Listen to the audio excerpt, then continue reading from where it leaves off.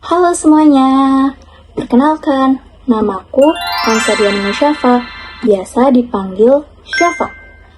Di video ini, aku mau ngajak kalian semua berjalan pelan seolah sedang membaca tubuh sendiri.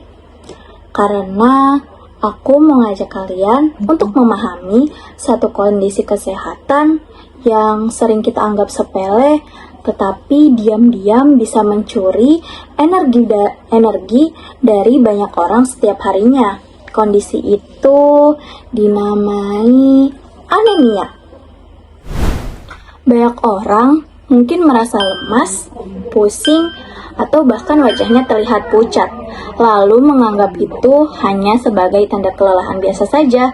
Padahal seringkali tubuh sedang kekurangan zat besi, yaitu komponen penting untuk membentuk hemoglobin, pembawa oksigen di dalam darah. Ketika oksigen tidak tersebar dengan baik, tubuh bekerja seperti kota yang listriknya sering mati hidup, tidak stabil, dan tidak bertenaga. Yang perlu kita sadari, anemia di Indonesia tidak hanya dialami masyarakat dengan ekonomi rendah saja, tetapi ada remaja putri, mahasiswa, pekerja baru, hingga ibu hamil itu juga rentan loh mengalami kondisi ini akibat aktivitas yang padat, pola makan yang tidak teratur, atau kebiasaan yang kurang mendukung kesehatan. Menurut Kementerian Kesehatan Republik Indonesia pada tahun 2021, anemia terjadi ketika kadar hemoglobin dalam darah berada di batas normal. Akibatnya, jaringan tubuh kekurangan oksigen dan muncullah gejala seperti tubuh cepat lelah, menurunnya konsentrasi, wajah yang terlihat pucat, hingga gangguan metabolik. Karena itu, anemia tidak bisa dipandang sekedar sebagai kurangnya darah.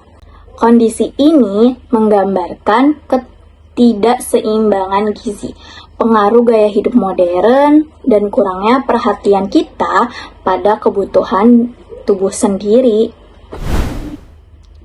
Dalam jurnal milik Amalia pada tahun 2024 menjelaskan bahwa anemia adalah kondisi ketika kadar hemoglobin berada di bawah 12 gram desiliter untuk perempuan dan di bawah 13 gram desiliter untuk laki-laki.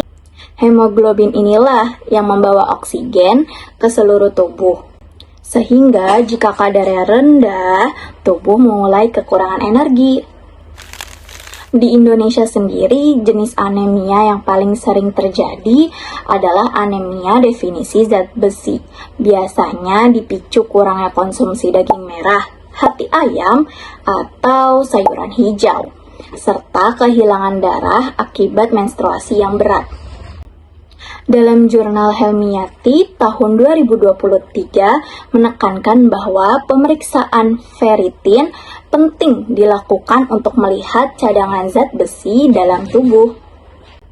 Selain itu, ada juga anemia defisiensi vitamin B12 dan asam folat. Jenis ini banyak ditemukan pada mahasiswa atau orang-orang dengan pola makan yang tidak seimbang, terutama yang jarang mengonsumsi makanan hewani. Ada pula anemia yang disebabkan penyakit kronis atau faktor genetik seperti infeksi menahun, gangguan ginjal, maupun talasemia. Jenis ini biasanya memerlukan pemantauan dan perawatan jangka panjang. Pada jurnal milik Rahman pada tahun 2024 menyebutkan bahwa pola makan rendah zat besi, menstruasi berat, kebiasaan minum teh atau kopi setelah makan, kurangnya pengetahuan tentang gizi, dan kondisi sosial ekonomi itu juga menjadi faktor yang meningkatkan risiko anemia tersebut. Penelitian Sari dan rekan-rekan tahun 2022 menunjukkan bahwa remaja yang jarang mengonsumsi protein hewani memiliki risiko anemia 2 kali lipat dibandingkan mereka yang mengonsumsi rutin.